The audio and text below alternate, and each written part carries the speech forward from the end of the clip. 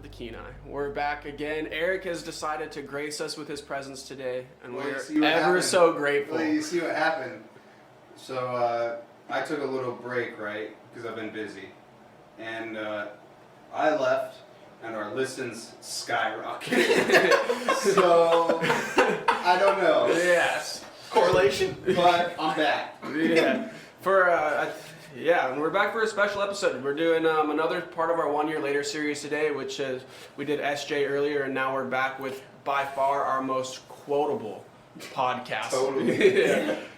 In the last year and a half we've been doing this. We're so excited to have Zack back with us today. Zack, how you been, man? What's up, man? I'm doing good. Good. Glad to be back. This is cool. Yeah, we've been talking for like the last 20 minutes, right? Which has been just great. And so one of the reasons we were talking is because of time, right? And you have something about time, right? That you wanted to... What time did this thing start? We were gonna start at 10. It's about 10:30 now. We were here at what time? You and me? Yeah, 10. No, we were here at 9:45. You were here at work. Oh yeah, 9:45. So, and it's 10:37. Yeah. I was here at 10. We've been playing around for an hour. Yeah. You have you have something about being on time though, right? What Yeah, we were talking earlier I think about being on time is really important. I think it's extremely important, and I think that if you're not on time, I think it's I don't know. How did I say it? It's about being considerate of other people's time. Yeah, I think you're inconsiderate if you're late. Really, I think it's lazy, and I think it's rude, and I think it shows absolutely no respect for other people's time constraints. That's why I show up early. I mean, no offense to you, but it's just kind of... I'm sitting here that is me. For anyone that doesn't know or really cares, Copen was 20 minutes late today. Yeah, So this dentist appointment, but poorly planned on my part. The roads are slick, dude. Sorry. Yeah, right. It's 40 degrees out there. There's construction. Yeah. So, well, it's kind of you had some big moments and events over the last year, What's right? up? What's up? Let's just update the listeners on a couple things in case they haven't gone back and listened to Zach's podcast. Well, that's what we're talking about. I haven't even listened to Zach's podcast. Yeah, Zach hasn't listened to it. Okay. So yeah, there's been some big changes, right? You've had changes in your job. You've gotten married, Did, right? yes. Yeah, some big life things. So let's talk about the I see job you flirt transition. with your wife on Facebook a lot. I flirt with my It's wife. awesome. I flirt with my wife all the time. I always see it, bro. All the time. You always call her babe and stuff. It's super nice. I do. I see it and I'm like, man, she must feel stinking hot right now. Yeah, she's awesome, man. She's great. She does seem pretty cool. Yeah, well, I wouldn't have married her if she wasn't cool. Could you imagine being married to somebody who wasn't cool? I mean, come on, man. I think a lot of people get there. She's cool, man. 5 years down the road, they're like, man, this person's not as cool as I thought they were. Oh, she's awesome, dude. So what's that been like with your recovery? I was knocking on wood for you. You know? So what's that been like in your recovery? I mean, obviously leading up to a wedding can be pretty stressful. You're getting in, probably in a little more, I don't know if you guys were cohabiting before, but probably a little more intimate situation than you were previously. Cohabitating. 5 syllables. Yeah, using big words nowadays. Yeah, we've been living together for about a year, and I just knew when I knew, it's like Right. better get off the pot, for lack of a better term, and yeah, I don't know. The wedding, the whole planning thing, that was beyond stressful, but she and her friend, they took it over real good, and I didn't have a lot to worry about. I mean, everybody pitches in and just kind of made it work, So, Yeah. but I think that... Question. So this is something I've thought about, the benefits of marriage, right? Right. What was some of the motivations for you? Because I think some people have their classic motivations, right? And then others are a little more marriage means something to each individual, maybe in their own way. What were some of your main motivations? My main motivations? Maybe there's no special answer. You're just Well, I don't love know. her, I want to be with her forever. Period. Yeah, pretty much. Okay. I mean, Which is meaningful. neither one of us are super rich and famous. There Sure. wasn't I'm we got to do this or we won't make it, or it was just right. I love you and I want to be with you, and this is Yeah. my commitment to the world, and to show everybody that this is what I want, and that's what I did. Yeah. And are you guys I both mean in this in a- recovery? Oh, sorry. I mean this in a totally respectful way. Like, it's not that I don't support marriage by any means, right?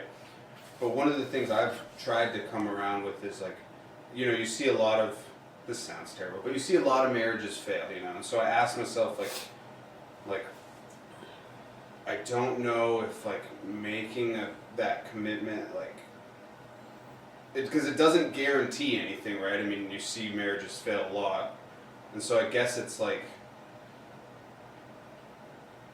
does when you get married, right? Do you feel or see a change does it change the relationship? Because that's one of the questions I think is like, maybe it changes the relationship for the individuals during that time of marriage, even if it doesn't end in the best of ways, right? Does it change it in a meaningful way? Like, because I've heard some people say, marriage is just a title and a certificate and a tax break, and ultimately like that marriage contract can fail. But I'm thinking, okay, like, but does it change that relationship during that time of marriage? Have you noticed your relationship change in some ways? That's hard to say. I feel like you're straightforward, and Yeah. thoughtful, so I thought I'd ask you. Yeah. Well, she was my friend first. Sure. That's first and foremost. She's my best friend. She is. I mean, we're close to begin with, Mm-hmm. and it's brought us closer. You know, Okay. it's like living with your bad roommate every day, and you can just have fun and be yourself. And there's really not a lot of. I don't have a lot of worry or fear, like, oh, what's she gonna think? Like, oh, like. Sure. So She- it brings she some gets security, it. maybe? Yeah. Cool. And knowing that she's there to pull the other end of the, work the other end of the oars in the boat, There's two oars and we kind of work together and we just kind of make it happen. Like with the wedding, I didn't do all that myself, Yeah. She kind of told me, this is what we're going to do and this is what I'd like. And, she was super involved in the process and really the whole day was about her, and that's the truth. When I was 6 years old, I wasn't like, when I get married, I'm going to do this. Right, That was right. her, Yeah. So really, it had nothing to do with me. I sought counsel from another guy. I'm like, what do I do? He's like, what do you mean, what do you do? You be Right. quiet and you stand there. It's not about you. Sure. I was like, oh, weird. Yeah. So it's good. Here's another question. Since I think you're straightforward, you give me a good answer. To be a good roommate, is there a limit on how long you can let the dishes soak before you wash them? I don't know. Like, how long is too long regarding soaking the dishes only? oh, soaking? I think Just soaking. soaking. But from a recovery perspective. Yeah. Because that's what we're all You see this look on my face? I'm like, what? yeah, exactly. I think there's a kind of an agenda that's He being chalks pushed the here. dishes up. He's like, that's just one of my character defects. like, I don't know. Soak them for as long as you need to. You know what I mean? But Yeah, get it that's done. not what I was looking but for. but get it done within reason. What's You know reason, what I mean? then? I don't know. Days, number of days. A range. Oh no, not days. I don't know what you guys are doing, but definitely not days. not guys. Aaron. Aaron, do the He'll dishes. soak them for like 7 Dude, days. no, here's He'll soak the 'em- garbage he'll right soak 'em here. 10 to 20 days. 10 to 20 days. That's just inaccurate. But dude, I'm the only one who does dishes. He's been on dishes strike Hey, for here- 6 months. I'll cue you in, dude. I got kids. I don't really have to do the dishes anymore. Yeah, I saw your meme the other day about like looking back at but it's you just yelling to the kids Yeah. about the dishes. Yeah. I mean, I'll do the pots and pans and the hard stuff, Like Right. I'm not gonna let them fail, but like, come on, load your plate. It's not that big a deal. yeah. So what's like? I know you had when we talked last time. You were back in your kids' life again as well. So do you have kids living with you now in home? Yeah. All So four? this is the rollout of the whole thing. Is I got 4 kids. My youngest daughter lives with me full time. My wife takes How care old of is her. She's 9 Okay. and 4th grade, 9 years old, and so she's in the house the whole time. And my other 3 kids live with me half time. When I'm home, they're with me. I'm either at work or I have my kids, and they go to their mom when I'm at work. So, yeah. Which, on the topic of work, what are you doing now? Because you were, as Aaron would call it, CPHS, but you were at PCHS last time. But now I think you say when you're home, meaning you're doing shift work. Yeah, I'm working 2 weeks on, 2 weeks off up in Prudhoe Bay. I Nice. work for CCI on the Nice. on the tanks crew. We're actually fixing to flip over. I'm doing abatement work for the winter, but yeah, Abatement work? What's that? removing asbestos. Oh, wow. Nice. So, which I don't know anything about. I actually start Just that wear your gear. on Friday. I actually start that, but yeah, working on the slope, 2 and Nice. 2 oil field. Nice, dude. Has that been difficult with your recovery? Kind of just like from what we've heard with the culture up there. And Sort of. Yeah. It's weird. I actually seen a flyer for a 12-step meeting at the camp I was at, and I went there. It was 6 o'clock in this little conference room, and I go there, and it's me and one other dude. And I was like, well, that's all it takes, you know, 2 guys in a coffee pot, that's a meeting, right? Right. So it's just me and this dude, and come to find out, he'd been sober and clean for a year. Oh, nice. He didn't know anything about the steps, didn't know anything about program. He just goes and he opens this meeting, and that's what he. And so it was like, it was really cool to visit with him. And I've seen him on some jobs, and I see him around camp. And what's actually happened is him and I have developed a pretty close friendship, and we talk and text, and he's actually a pretty cool guy. Nice. So. And there's a couple other guys in my crew that don't drink, and you know, everybody I work with, obviously they don't really know the whole story, but they know like Zack doesn't, you know, Zack's Right. clean, he doesn't drink, he doesn't do drugs. You know, I'm the straight shooter on the crew. Right. And that's different. Yeah, but what I find is a lot of people are super respectful to that. If you tell somebody that you don't, you know, like, yeah, I'm clean, I don't do that anymore, and you know, they're pretty supportive. But on the flip side, it's like, you know, with alcohol especially, alcohol is the only drug that we have to explain not using. Yeah, I Yeah. just saw that the other day, or like a couple weeks ago. Maybe it was like an old article, but I read an article about something like that. Yeah. Yeah, it's interesting. Yeah. It's the only one, yeah. That people are like, oh, you don't smoke weed? Like that doesn't happen. Or you don't smoke meth? What Yeah. do you mean? Yeah. You don't drink, yeah. Well, how about a beer? Yes, that's still alcohol. Yeah. So, but as far as the being away, you know, if you break the math down, 2 on, 2 off, that's 6 months, a year. Break that down on a larger scale, you know, a year, you're home for, in 2 years, you're home for a year. You know, 10 years, you'll only be home for 5. Like, I'm there. Right. You know, and you can't do anything to speed the time up.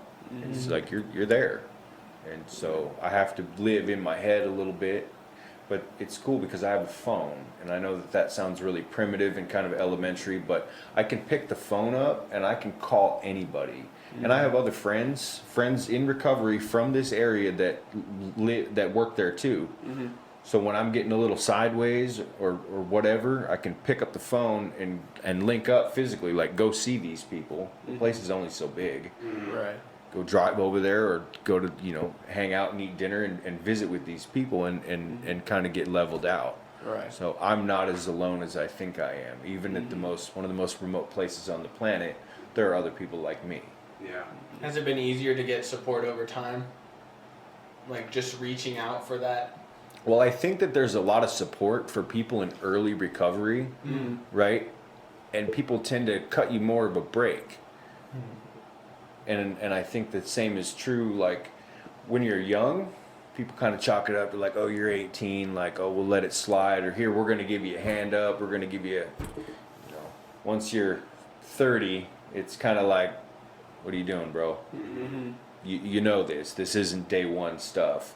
So I think that there's definitely support, but I think that there is definitely a time limit or maybe even an expiration date on the caliber of help that's to be received. You know, like I said, I think it's a lot easier for an 18-year-old kid to find, you know, employment support or this or that than it is for like a 55-year-old man. You know, because it's not like he doesn't know any better. I mean, everybody falls on hard times. I'm not saying that they don't deserve the chance or the help or the this or the that, but I think that if you're newer, in any sense of the word, I think there's a little bit more support. Sure. Do you think there's kind of an expectation that as you get older and as you learn how to deal with this more, that you're not going to struggle anymore? Or it's going to be a lot less kind of riding on that concept of, you know, the earlier you are, the more they can chalk it up to kind of ignorance? I don't really know how to answer that, to be honest. That's fine. I think that that there's wisdom in experience and time, right? Whether it's how long you've been sober or how old you are, and I think that personally, some of this stuff has gotten a little harder for me. You know, being 30, and it's like you got to carry your weight, and you got to, you know, you're expected to know these things, and you know, this is not day one, and you know, let's get it together, and you know, like I said, when you're younger, it's you can kind of flounder around, and you kind of get a break. Like once you're floundering, when you're a little older or been down the road a little further, it's just like you might drown. Yeah. You know. Yeah. If you're not taking care of you, and you're not doing what you're supposed to do, and being where you're supposed to be, and being on time, and all these other things, like there's consequences to everything. Right. And I think that failing, as fearful as that is, and as afraid as I am of failure, it's totally possible. And I think I am actually afraid of it because I know that it's real. Right. Sure. And I think that's a big, you know, a big part of, like you said, as we become older, you know, and knowing better, getting like that wisdom and experience is realizing that failure is possible. You know what I mean? Like people go through their lives telling themselves like, oh, this and this won't happen to me, you know, especially when you're young, obviously, but like even as you get older, oh, this won't happen to me, or that won't happen to me, or I just won't fail, you know what I mean? Like, Or I won't become addicted to drugs, right? Right, yeah. I have a son who's 5, and he's just awesome. He's like so great. When I was his age, I wasn't thinking about being 30 and oh my God, I'm gonna end up a drug addict, and like I just wasn't. I didn't know anything about it. Right. You know, I aspired to be something different. You know, I didn't even know what I want to be when I grew up. I can't even remember. But I know it wasn't addicted to drugs and going to jail. Right. You know, Right. I didn't want that for myself. And you know, through the course of my own choices, that's actually what ended up happening, which practical real world application tells me that there's consequences. And they chalk it up. There's this new thing, you know, I think it's a relatively newer concept that they're talking about in society is positive and negative consequences, right? And I think that when we were young, or when I was young, they didn't really talk about positive consequences very much. It was just, there was a consequence, and to me that word was bad, you know. And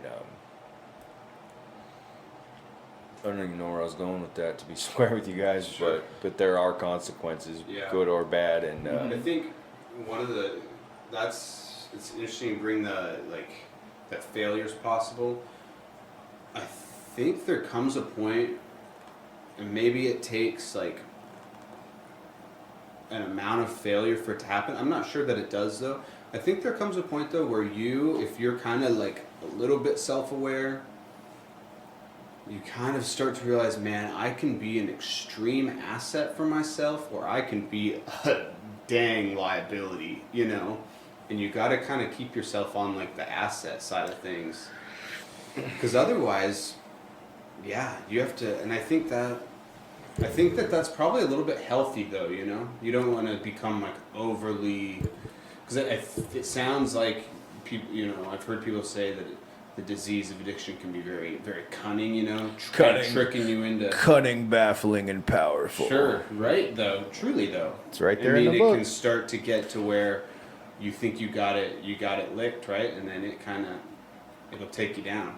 You know, so I don't think you want to live your life in fear, but like a small amount of like realism is good for it. Well, I'm a cynic, bro. Like, I am extremely cynical. I am very, I wouldn't say pessimistic. You know, I think it's being more They might go together. more realistic. You know, and I call it, I'm just being real. Right, You know, right. but real recognize real. that's right. That's right. So, with that, a lot of people think that I can be negative. Like, you're being so negative right now, and you're being rude, and you're not being this. And I'm just like, look, dude, I'm just being straight up about it. You know what I mean? Like, this could happen. You know, you need to look at the bigger picture. Like, if you want to play with fire, you absolutely do that. Burn your house down. Right. You know, and when that happens, like, oh, the house burned down, we were playing with matches, oh my God. Right. Like, well, you were playing with matches, you know? So it's, I mean, I think that's just a big step in, like, especially in recovery too, you know what I mean? Where you're just thinking things forward, you know, realizing like even outside of failure itself, but like you said, like playing with matches, you know what I mean? When to recognize that you're playing with matches, and when you think like what you're doing isn't necessarily playing with matches, but like somebody like that can hold you accountable is like, bro, you're super playing with matches right now. You know what I mean? It's like, is there anyone that plays that role for you? even Somebody now? that checks my blind spots and Yeah. tells me when I'm acting a fool? Mm-hmm. Oh, absolutely. Yeah. And I want to give a shout out to Bud and to David and to Phil and Kayla and all these people that check my blind spots regularly. Like, hey, you're not acting right. Right. You know, you're playing with matches, you're being an idiot, and you need to stop. Mm-hmm. You know, those are the people in my life that do that for me. Right. Because I don't have it all figured out, right? Like, I'm not Mhm. like super PC and shined up bright, and I'm not just, you know, perfect. I'm just Right. like a regular dude. You know Mhm. what I mean? And sometimes I fail, and sometimes I, you know, I don't always, like I said, and I've said it again. I've said it before, and I'll say it again. Like, I don't always act right. Mhm. And I need those people to recognize that for me. It's like my little puppy that I just got. He doesn't like super know better. Mhm. He doesn't know when he's, you know, he knows when he's peeing in the house, but he doesn't know it's wrong. So like I got to kind of swat him on the butt and bring him outside, and we're like trying to do this like corrective training with this dog to go to the bathroom outside. And it's like if I wasn't, outside, you like give him a little pat on the back. yeah, and then like Positive consequence. yeah, give him a little piece of little treat, you know, and he goes outside and you give him all this praise, and he's like starting to kind of get it. So, but left to his own devices without me explaining to him in the way that we do, and my whole family, it's not just me. My wife and kids are actually helping a lot with this potty training, and she's kind of headlining it, and the kids are super involved. And without that positive reinforcement, you know, or checking the dog's blind spot, stupid as that sounds, like he would never learn that on his own. Right. Just like me. I would never have realized that the things I was doing, or, you know, this or that is bad if somebody wasn't checking me on it. Right. And eventually you get tired of feeling like that. You get tired of being told, hey bro, you're not making the right choice. Hey bro, hey bro. Like if you get told that you're being late enough, eventually you'll get tired of hearing that and you'll start showing up on time. Yeah. Right. Yeah. You know what I mean? Yeah. And I think like when you're especially when you're in addiction too, like I think that's a big step in recovery is like actually like accepting that and not just like being like, well, F you or whatever, you know what I mean? Or kind of just like brushing them off as like people who don't support you or people who don't love you, you know, or and really like realizing that those people actually do like probably have the best for you. And I think as people get more sobriety, they become more in tune with like behavior and outcome relationships. You know, they start to understand like, because I think in recovery you're so just tuned into, I mean, in active addiction you're so tuned into chasing some rewards, chasing drugs or chasing alcohol, but like after a while, and you kind of turn yourself off from these consequences that normally would check a more healthy person. You know, like certain consequences of losing certain relationships. Like normally those type of like, those would be like a punishment, right? I mean, that kind of punishment is what we see like a dog, you know, and like it kind of trains somebody in a healthier direction. But I think in addiction, and I think some of the psychology stuff that I've looked at in the past too kind of shows like people in addiction don't have as good of a relationship with understanding like completely the behaviors and the outcomes, or at least like acting in a way that's sensitive to I that. understand. It wasn't my comprehension. It was my level of care. Like I just didn't care Right. at that time.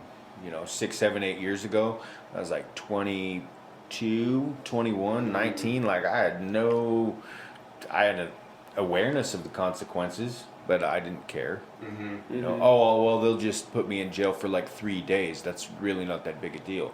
You know, now like I don't want to go to jail, not for 3 days, not for 5 minutes. Yeah. You know, like I just did not care. And so I think that I don't know if it's recovery or abstinence or getting older or whatever it is that's caused me to think maybe I just had enough of that, but now I'm concerned, right? Like I do everything I can to follow the law. I don't break the law in any capacity because I don't want to deal with those consequences. I already had enough of that. And I think that a person, if they could get off long enough, I mean, for lack of a better term, sober up long enough and start making a little bit better choices, you could probably really, I wouldn't say it would completely fix all of the problems in your life. There's other work to be done, but if you just start with that as a baseline, I think a lot can be accomplished. Yeah. Just that initial period of abstinence, and then that awareness will come. I'm not saying it'll be there and you'll be enlightened in 60 days and you'll know everything and everything will just click. Everybody says that. It's really starting to click. I'm really starting to get it. At like 30 or 60, 90 days, they're like, I'm really starting to get it. That's when I'm like, red flag. Oh, reel it back, dude. Because the minute that you think you know it, the minute that you think you got it licked, that's when it gets you. I think a main difference though from when we talked about a year ago, right, was you had 2 years clean then, you have about 3 years and a few months clean now, and it seemed like I just listened to that podcast again today, right, and it seemed like you were turning from being mostly invested in, which is what we're talking about now, right? You have these people that invest in you and kind of keep you right. But it seems like it seemed like there was some transformation happening and that you were about to be the investor. You were about to be investing in other people, it seemed like. Has that started to turn more? Because I think that's going to happen, right? As you get older and more recovery, there will still be investment in you, but you will be one of those key people in people's lives too. I wouldn't say key people, but I do know You've had some key people in your life, though. Yeah. Your sponsor that was, like you said, 56 years old, taking you to noon meetings. He was a key part of your life. Key player in my life. His name's Phil, and he's absolutely bad. I'm Right. going to say that out loud for everybody in the world to hear. The guy's like a mentor. He's more than my sponsor. He's like my dad. Right. I mean, he's like Yeah. my mentor, right? And I just have a really big soft spot for these young dudes. They're like in their early 20s. I met a guy recently. He was like 22 or 23, and he was like really struggling. I don't know if I want to be clean. I don't know. Like, I'm tired of getting in trouble. And, that's me. When I look at him, the only thing I see is me 8, 9 years ago. And I want to do something about it. But I already know, like, I'm not going to tell him something and it's going to click for him. Like, he's got to go through what he's got to go through. But what I do is I'm there for people like that. The underdog, that's who I'm there for. The back of the class kids, that's me. And that's who I try to be there for. And especially these younger dudes. Because What does that look like now? I just wish that I had some form of a mentor that was in his 30s that I would have listened to. I don't really dish out a lot of advice, and I'm not like some guru, and what I have to say is half the time complete but I wish that somebody was there to say some of those things to me. And so that's what I try to be for them. Whether they want to listen to it or not, I mean, they're going to do what they're going to do. And I can't fix them, and I'm not going to go chase them down. I'm done kicking in doors of trap houses to go save people. We're long past. That's how I was about 2 years ago, a year ago. Let's go get them. I don't know if anybody listening been to the trap on Echo Lake. It's kind of a hot spot, and everybody knows about it. But like, I've gone there and pulled dudes out, and we're going, and put them on the plane to go to treatment.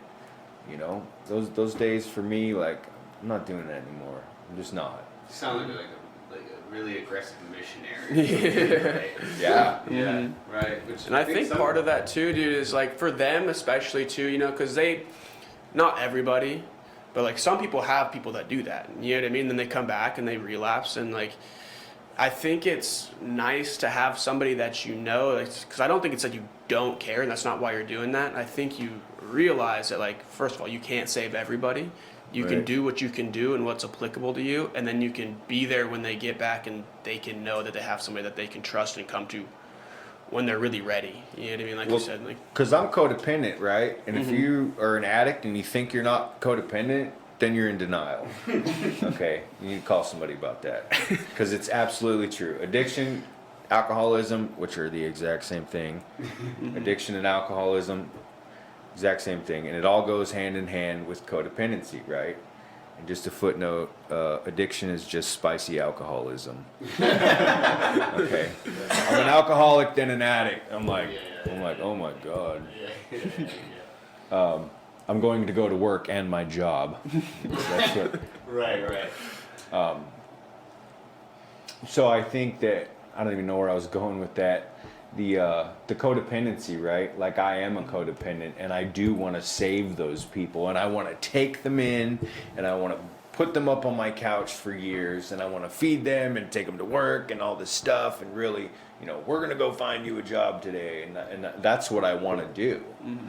And I have done that before. Even in my disease, I always had somebody living on the couch. Mm-hmm. I mean, even if it was just a live-in drinking partner. I mean, and I need somebody there, and I can't be that anymore. I can't motivate other adults to do what they're supposed to do. I can't lead the horse to water and make him drink it and all this. Like I'm slowly realizing that over time. I can't do that, even though that's what I want to do. So I guess moving forward, what do you think your investment in others will look like without going to that extreme that you don't want to do? Because I think as you move forward in your recovery, right, one of the things you talked about last podcast that was really great and well timed was that as you were evolving, your recovery was evolving a bit. You, when you were first getting clean, you were like meeting, and then as things changed, like your recovery took on like somewhat of a different form, and not necessarily any kind of like less investment, just a different type of. And I imagine you're going to evolve in a way that you start to invest in others. What does that look like? I think being available is a huge thing. I still answer my phone at weird hours. And when I give my number out to somebody, it's not only call after 5 or, don't call me before 3. It's call me. I don't care when you call. It doesn't matter. And if I can't get to you because I am at work, I really will call you back after 6. Yeah. Call whenever you'd I think like. that's significant. Yeah, and I try to be available. And I think what's also really important, I think employment is really important, and a lot of people are like, oh my God, Zach, you work too much, and that's probably true. But I think that getting into the mainstream of life and being employed and going to work and creating a routine for yourself, because I don't just go to work for the money. Really, the money's like a byproduct, right? It's like the real benefit is the routine. Like I talked about a year ago, my sponsor picked me up at the house, 8 o'clock. What that did was teach me to be on time and be accountable, and then I'm learning something and I'm doing something productive. And so for me going, and working the way I do, and then I come home and I get these little weird projects, and I'm like always tinkering on something. Yeah, it seems like you always need some car part. Yeah. Or like you're looking to buy a car or sell a car. Shout out to the boys at Kenai O'Reilly's. Yeah. I'm in there all the time. Right, yeah. It seems like there's always like selling a car, buying a car, selling a part, buying a part. I lost track, bro. Yeah, I don't even know what I got going on. But I think staying busy is really, really important, and to create a routine. And for guys in early recovery, treatment centers and places like that, and anywhere you would go to group, or not necessarily a treatment center, but any type of treatment program, they're like, don't go to work full time. Really? Don't get a full-time job. You need to work on yourself. Get a firm foundation, then get a job. It's like, well, how do I keep from starving to death? Yeah. Then we get these part-time jobs, and we kind of, we do this and we do that, and we, utilize like public assistance, which there's absolutely nothing wrong with that. And and then we get through our first couple of months. But I think that to tell somebody not to get a job and you need to go to group for 8 hours a day, I don't really think that's all that helpful. I mean, groups are great. I think going to group and group therapy and process groups, those are my favorite. I think that there's a lot of help and a lot of healing that happens with that. Good information, whatever you want to call it. But I do think that finding a routine and going to work is important. Mm-hmm. And for somebody to say that, don't get a job, you need to be in group. It's like, I don't really fully understand that. Mm-hmm. You know, especially after you already did like 30, 40, 50 days of treatment, you know, it's like I already been out of work. I haven't, you know, I'm just stagnant. It's like I'm working on myself so much. It's just self. And then they, you know, and then when I say they, it's not any specific targeted group. It's just the general consensus is, you know, work on yourself. But on the flip side, it's like be selfless and get out of yourself. It's work on yourself, but get out of yourself. And it's like, oh, I don't know what to do. Mm-hmm. You know, I didn't fully understand that, and I still don't really. It's like a balance. It kind of comes and it goes. And there's kind of this weird. I've thought about that too, and it's actually, yeah, it's there's like this weird because it's like seems contradictory in its language because like a lot of people say like the best way to help yourself is helping others, right? Or like the best way to like heal yourself is by first like helping someone else, you know, and that seems like you said, but I think it works, you know, and it makes sense. Like it's just like I think it's the words that make it hard. By being selfless, you can best be like selfish, you know, which is like wait what? But really the process is kind of, you know, helping someone else, and then in turn that like helps you out more than. And it does. Yeah. So my natural state is me. I want to talk about me. Everybody wants to. Let's talk about me, baby. Right.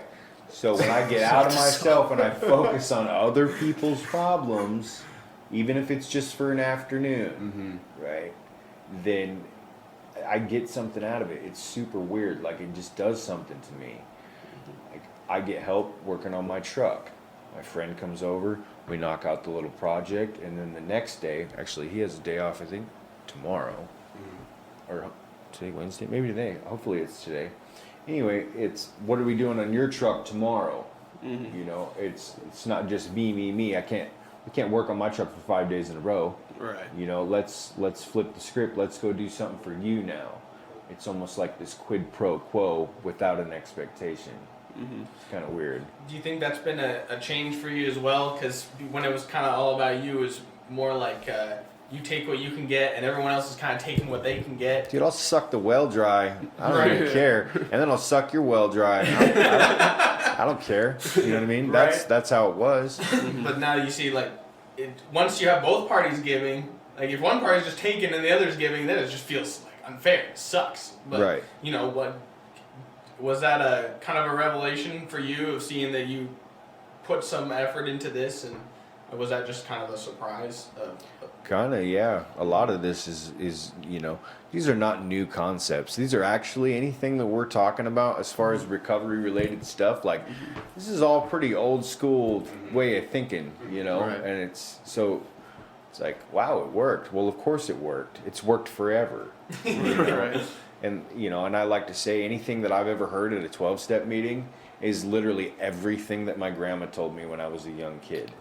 None of these are new concepts. You know, be kind to everybody else and don't abuse people. And, you know, first and foremost, don't drink any booze. Grandma told you that when you were young. Okay, be nice to people, show up on time, pay your bills. You know, it's just Right. like all of these concepts that I've had to like relearn as an adult. If I would have just listened the first time, like I probably wouldn't even be sitting here talking to you guys. These are not new ideas. So it's And I think like in the real world, like practical application sense though, you know what I mean? Like doing those things that all like your grandma tells you to do when you're 7 is really easy to be idealized when you're 7. You know what I mean? When I get to be 16, 17, there's no way I'm gonna let anybody tell me that I need to drink. You know what I mean? Or there's Right. no way that I'm ever gonna smoke pot. You know, and you're like, or whatever that may look like. There's no way I'm ever like you said. You didn't wake up when you were 5 and be like, man, when I'm 21.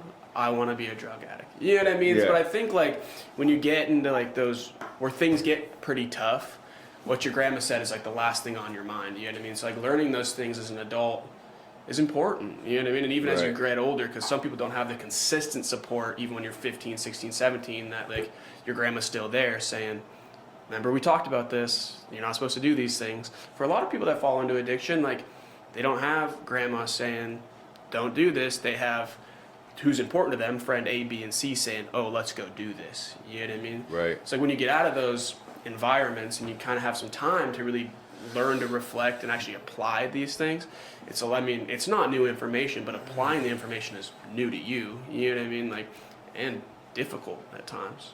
Even, for anybody, dude. Like, it's sometimes harder than it should be for people to be good humans.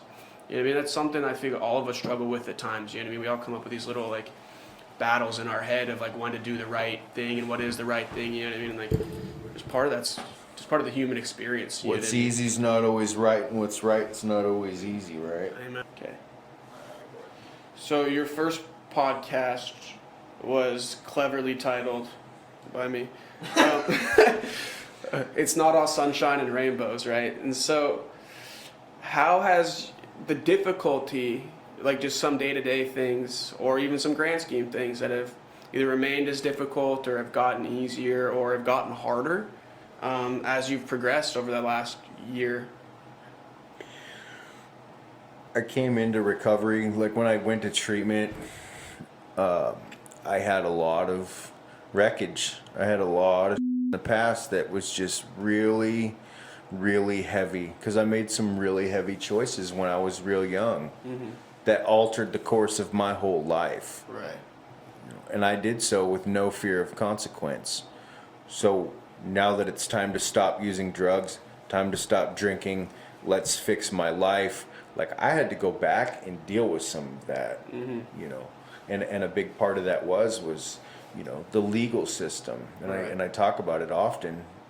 Not often, but when these things come up, it's worth mentioning. It's a large part of the beginning of my story was I couldn't stay out of trouble. I couldn't stop acting a certain way, and so I had to deal with those consequences. And part of those consequences were the financial end of it, right? So every time you go to jail, it costs money. Right. Anytime you get sentenced for a crime, there's a $50 court surcharge, plus whatever you broke, plus the price of this. You know, it costs thousands of dollars to be in trouble. And we live in a state where we get this PFD, right? And if you don't act right, then they take it away. And it goes to the court every time. So 2008 was the last year I saw a dividend. And I kept getting in trouble, and then child support, and then the IRS, then these other problems. And it was just, I just owed all this money, and I don't have any. So I just apply for the dividend, and then they take it away. Right. And this year was the first year since 2008 that I got to see even just a little piece of one, and which was cool.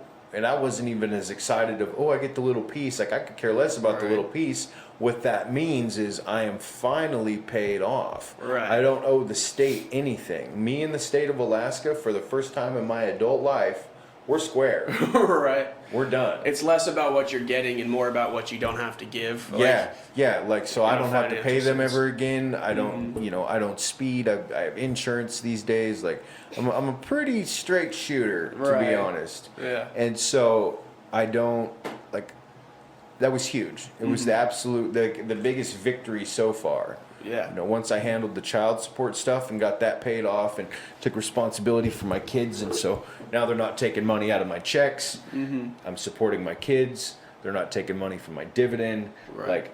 Like now I'm winning as far as I'm concerned. Like, maybe I'm not winning, but I'm definitely not losing as hard as I was. Yeah. Just catching up, man. At least. So now really I'm just at square, I'm zero. And that's good. I'm good with that. And I think that's a hard, as we still like fight this fight with stigma, you know what I mean? It's like kind of hard for people to understand that have never like been kind of drowning in that stuff, just how like, because people, I feel like, get this kind of view of, people who are in trouble with the court system or owe a lot of money to this or have their license suspended because of this, financial things, you know what I mean? Like, we're kind of like, I just don't know why they don't clean up pay your it act. back. Yeah, clean up your act. You just gotta stay out of jail. How hard is that? Yeah. Well, dude, when you're a drug addict, that's pretty hard. Yeah. It's a lot easier to go to jail than it is to stay out, especially when like people know you and you're in a small town and people know your face and the cop sees Zack and he says, let's pull Zack over because there's like a 95% chance he's using and then we're going to book him today. Yeah. When I got my license back, I got pulled over and it was quite the spectacle, right? There's like 3-4 cops and they all know I don't have a license, and so they're like, they like swarm me, and then all of a sudden they're like, whoa. you got a driver's license. You know? Whoa, they're all passing it around. They're like, look at that, dude. And it was like, they were like, yeah, Zach, all right. Calling their friends, you're not going to believe what happened to Zach. Yeah. We swarmed him, he's clean. Yeah. So I was able to clean some of that up, and it felt good. You know, but then, and it's not just all about me, because I got good friends, right? Like I got a friend, and I won't say his name because he'll hear this and he'll just know, right?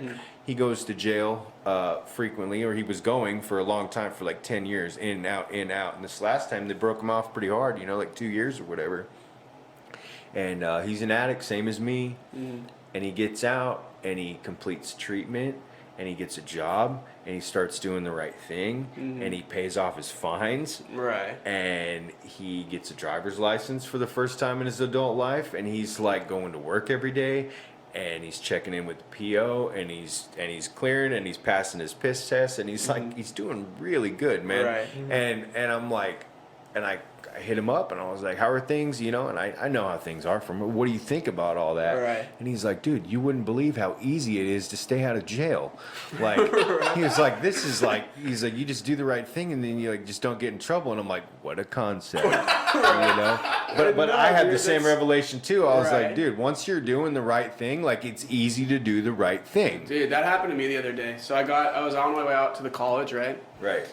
And I spent like a solid year and a half, 2 years without car insurance. Ooh. Yeah. Nice. And it wasn't even, dude, like If you get caught 2 times with that, they'll take your license. Yeah. That's all it takes. That's what got mine revoked initially. 2 no insurance tickets. Yeah, dude, and I got pulled over the other day, and part of that was in my addiction, and part of it was like right into like recovery too, because like first of all, dude, I had spent some money on some things that just weren't car insurance, and I wasn't going to work enough to make enough money to pay for car insurance. Right. But then I get in this thinking too, where I'm like, car insurance, it's a scam, it's a racket. I don't see why everybody needs it, you know? Yeah. I don't even get in accidents that often, which is a total lie, because I do. I'm the worst driver ever. Literally, like the most terrible driver ever. And I get pulled over the other day, and I see those lights in my rear view, you know, and it's like, I almost felt like I was in a movie, because my heart starts beating really fast, my palms are getting sweaty, and I'm like, I can't take it. And then he shows up, and he's like, license and registration and insurance. I'm like, I got all 3 of those, bro. I got my car registered, I got insurance, I got the right plates. I'm like, well, bam! Right. Here you go. And he's like, huh. Well, he still gave me a ticket for speeding, but hey, dude, it was like $100 instead of $500 for no insurance, because I did get one of those, which is not a good time. Those suck. Yeah.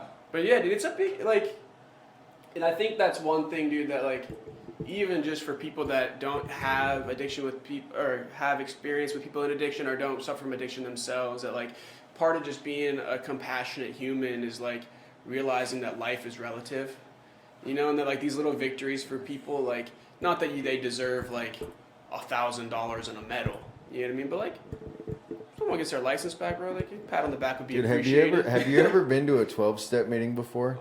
Oh, dude, if you ever go to like a AA or an NA meeting and somebody shares about getting their license back, dude, it's like a standing ovation. Yeah, bro. we talked about because this, yeah. because they get it, you know. They're like, yeah, and regular normal people would be like, what, you know, what?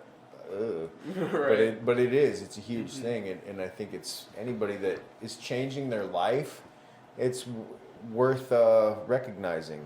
Right. You know, and I don't care if it's, people talk about addiction, and then you talked about like the human condition, Right. and like we're just humans, right? Doesn't matter if they're an alcoholic or an addict or this or that, or they're struggling, because I know plenty of people in the struggle that ain't even getting high, bro. Right. Just struggling. Yeah, they're just struggling, and I think that the understanding that comes in, right? Like, oh, they're struggling.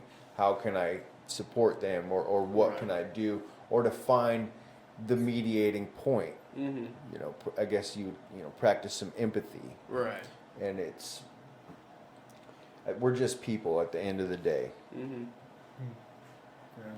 So have you ever struggled with kind of celebrating the small victories? I know you really like realism, so I could see a situation in which you taking responsibility for your life or kind of getting back into it just feels like, great, now I'm just a regular person. You know, now I'm just not things up, more or less. Yeah. Like, do you ever struggle with just kind of patting yourself on the back for the victories that you do make? It's that's kind of a weird question. Like back to the dividend thing, because that's the most tangible. The check was in my hand, right? Right, yeah. That's the most tangible, celebratory like thing that I've had going on lately, aside from getting married, obviously, which I shouted that from the rooftop. But like with the check, you know, I just was so over the moon about it, and it was so tangible and in my hand, and I. Part of me is kind of like, oh yeah, now I'm just at square one and this, but like I did get pretty excited, you know, and like I thought about it. I was like, maybe I should just frame it. Yeah, You know, dude. Yeah, hey, I'm not even gonna cash it. I'm just gonna frame it. And then I'm like, oh, maybe I'm gonna blow it. Let's just go buy something totally stupid. Forever. You know, Right. like let's celebrate for real. You know. This is my dividend snowmobile right here. Yeah. It's Yes. not like the rest of them. It's my dividend snowmobile because I Yeah. got a dividend. Yeah. Yeah. Everyone's like, so did we. Like, Yeah. yeah, but okay. Yeah. Yeah. This is a little more special. Yeah. Yeah. It's nice when it's more material, like you can really see the progress quite literally versus like, I think I'm being more empathetic, but I have no way of measuring that, so Yeah, I'm just gonna kind of guess. I'm gonna pay HEA. Like, ooh. Yeah. But I mean, learning responsibility too has been, you know, and to prioritize my life. You know, it's not just prioritize my bills, but like prioritize my life and to make time, right? For important things, and I have to make these appointments and my kids, and it was so cool that I was home for all of it. I got to go to all of the parent-teacher conferences for the kids that I have there in school, and I got to be there and be present and available, and I was able to, you know, budget my time correctly, and there were some communication hurdles in there, and to make everything work, and 2 schools at 2 times, and to be there, and like those are other things, you know, I can't hold them, but they're important. Super. You know? And when I was running and gunning, I wasn't really thinking too much about parent-teacher conferences, to be honest. Like I just wasn't really. That wasn't where my head was at. And Your ex-wife or your baby mama calls and says, "Yeah, the kids have parent-teacher conferences," and you're like, "All right, yeah. Have fun. Hope they see you there." Adios. Click. Hopefully they're doing good. Yeah. But no, to actually be involved with my kids is not just their education, but like their emotional well-being and what they're going through, and to be there for them through their social problems and whatever. It's like, it's actually really cool because it's like a place I never thought I would be. You know, I don't know if you guys have kids. No. But how old are you? 22? 24? And you're 20, 23. 23. Yeah, see, by the time I was your guys' age, my kids were already, you know, yay high.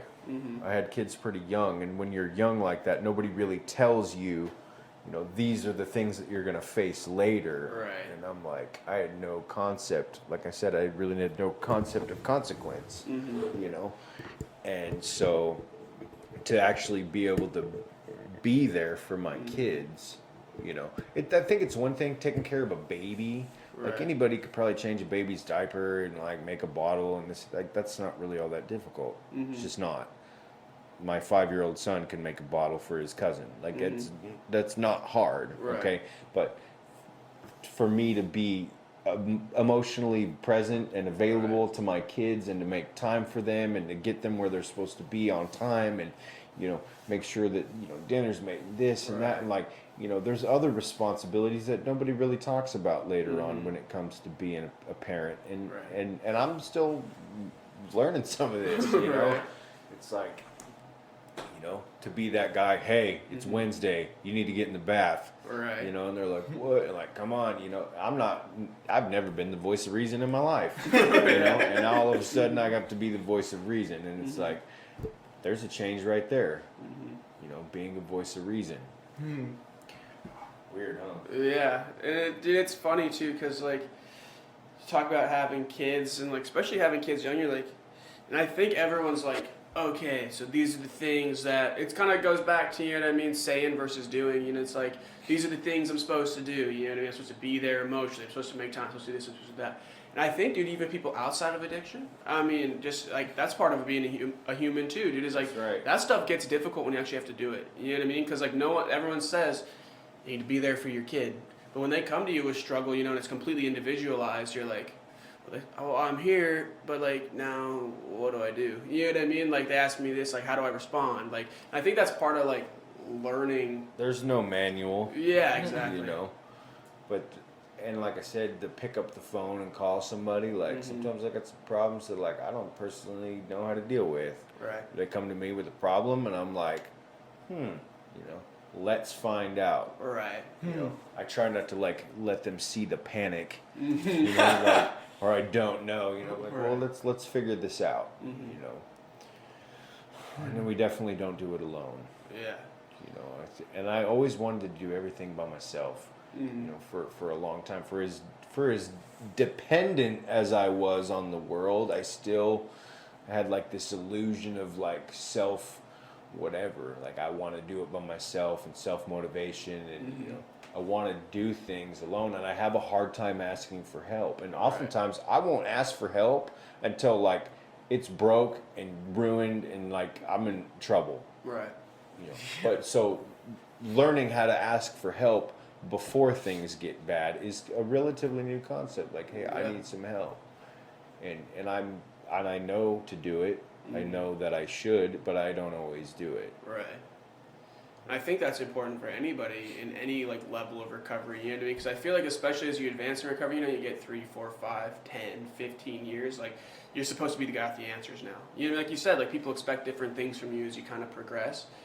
And so like it kind of becomes this wave of like in addiction, it's really hard to ask for help because first of all, whatever reason that may be, stigma, you just don't want to, it's not part of your personality, you don't really want to quit, so you don't really want help.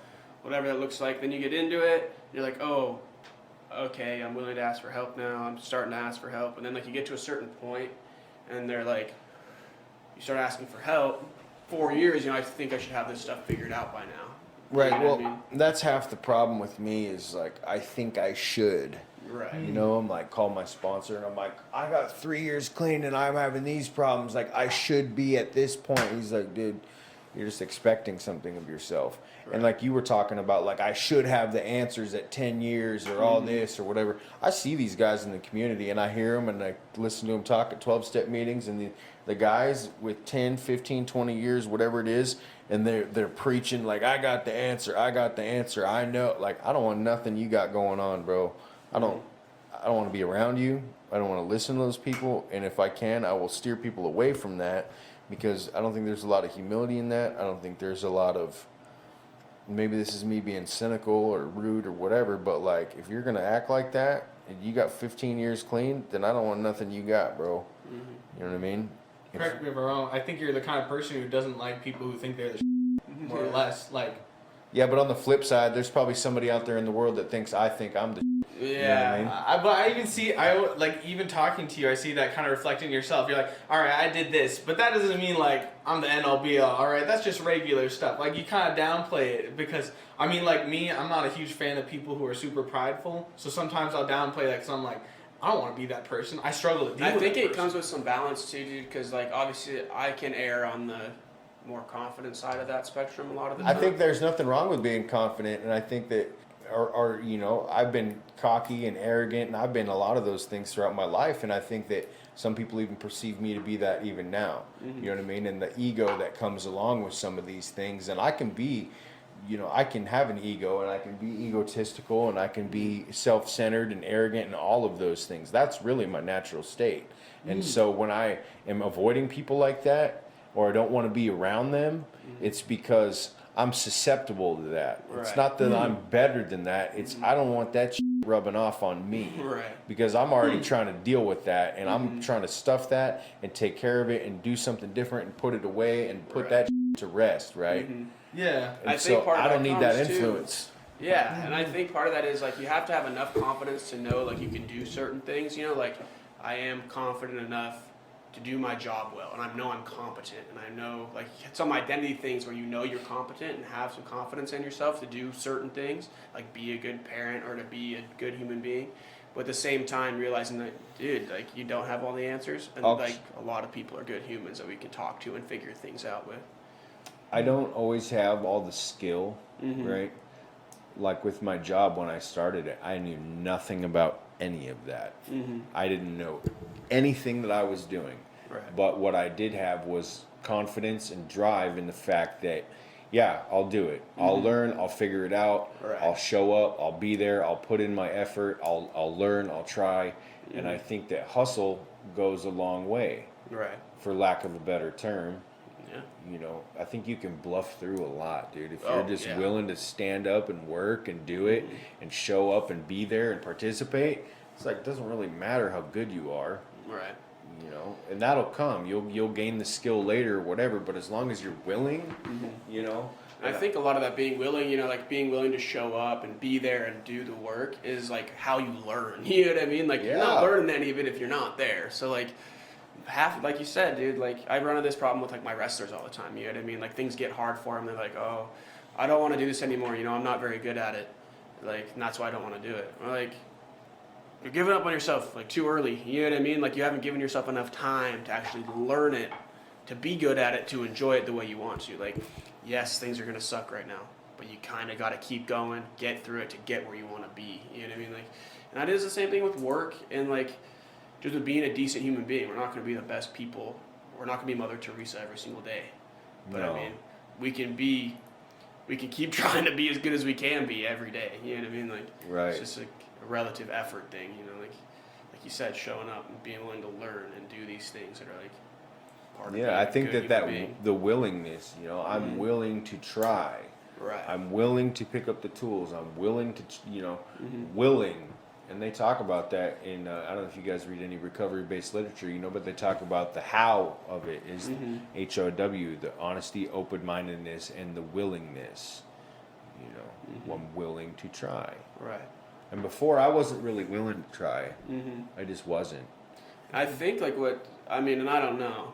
Let's come out of like a conversation we're having. You know, it's like I think the hard part about that's being willing to try is you're inherently opening yourself up to being willing to fail. Because anything you try at and you genuinely try at, even if it's just within your own interpersonal self, if you don't succeed, then to yourself even you failed. Even maybe if you surpass everyone's wildest expectations, you know what I mean? To you, like being able to accept that, you know, like we talked about earlier, that like when I try at things, like I may not be great at them the first time I do One it, of you two know? things will happen when you try, okay? And this is with anything.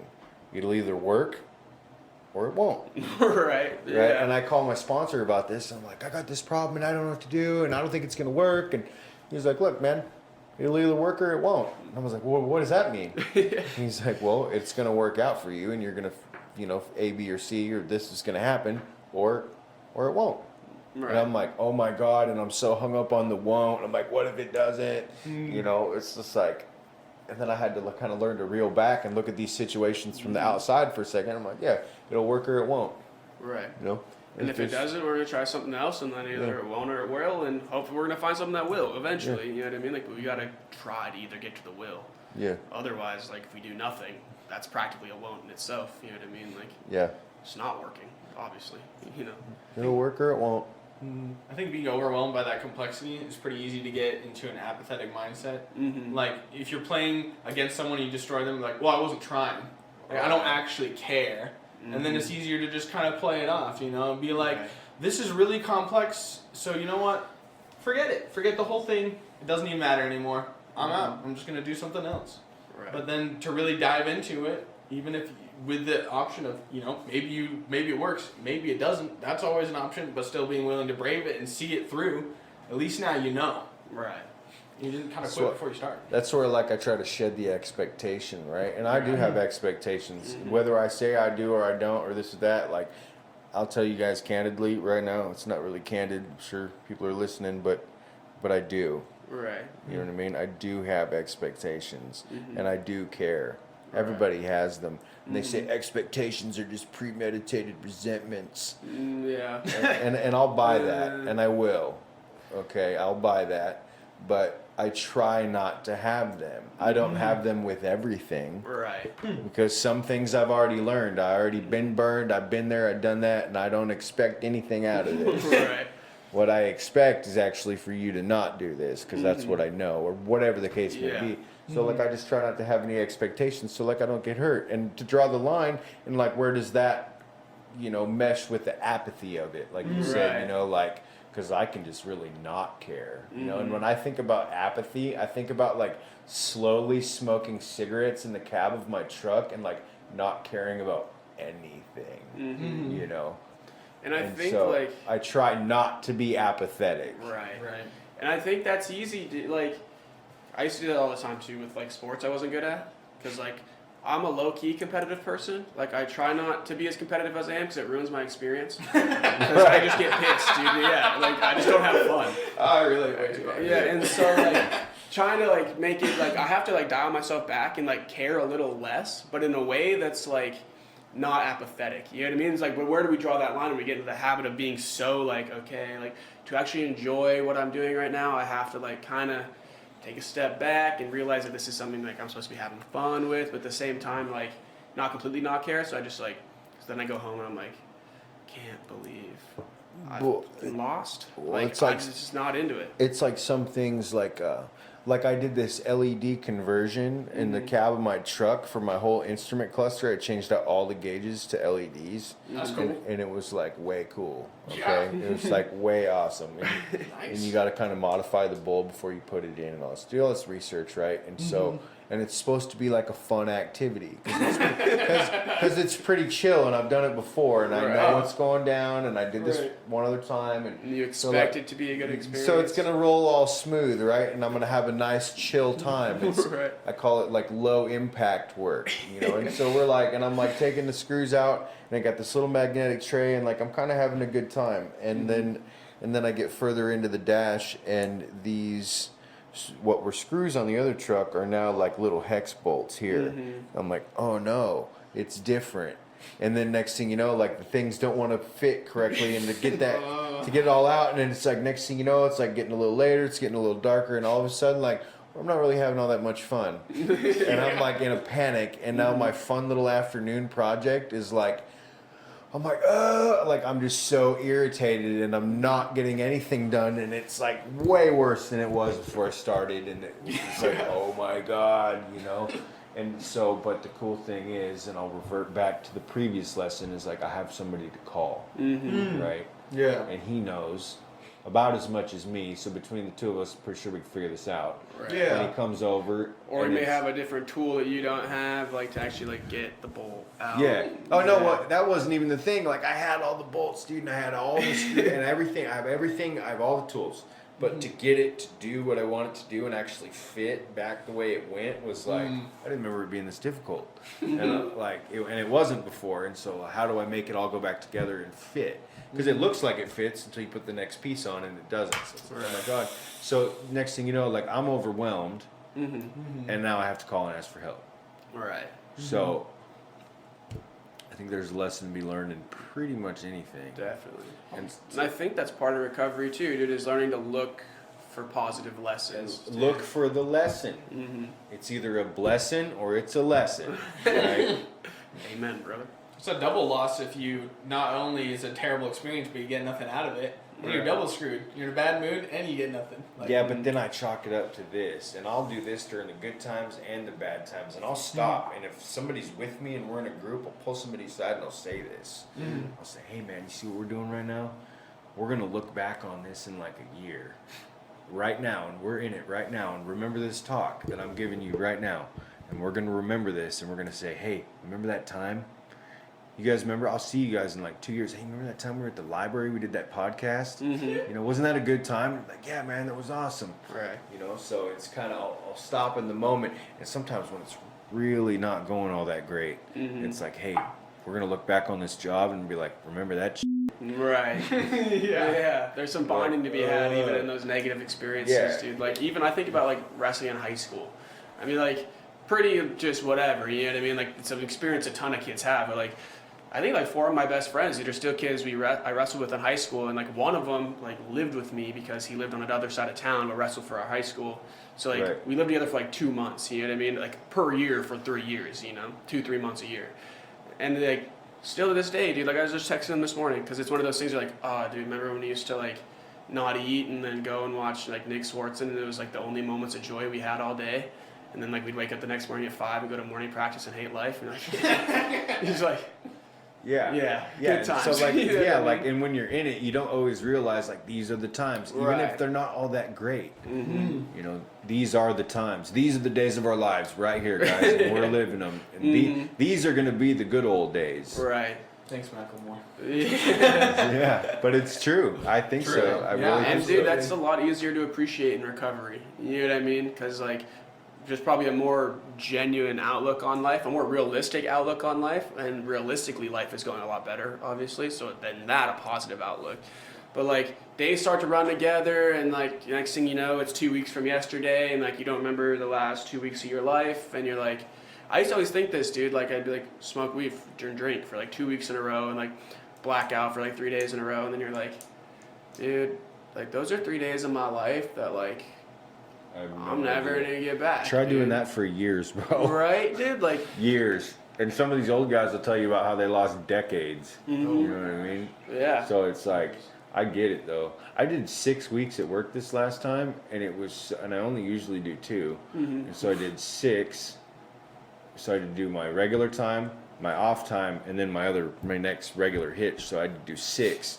And it was like, everything just blurred together. Right. Like we were on so many jobs and doing so many different things, and like I just tried to stay so focused and so busy, and just, you know, because if I'm sitting there watching the clock, like, dude, 6 weeks, if you watch the clock all day long for 6 weeks, Oh my it sucks, bro. You might as well get something done. Right. So sometimes I leave my watch in the truck too, Right. you know, and I just work, Yeah. and they'd have to tell me, oh, it's lunchtime or whatever, but yeah, when you're in it, like, you don't even really realize until it's over. Right. Next thing you know, you're like home in your bed, and you're like, whoa, you know. And I think that's pretty crazy. Yeah. And it's important even in the bad times, dude. Like, This or in the too shall tough pass, times. right? Right. Yeah. You know, to take some step back and like feel what you're feeling. You know what I mean? And like feel the moment that you're in. You know, and like kind of just in your space. Like, because then, dude, when you take that step back in like the good times, you know what I mean? Like it's like wow, like I remember the last time I took a step back was like the worst time ever, which it might not have been the worst time ever, but you know, it wasn't enjoyable. And now like taking this step back is like just maybe a little bit of a deeper appreciation than you had before for like life in general. Right. You know what I mean?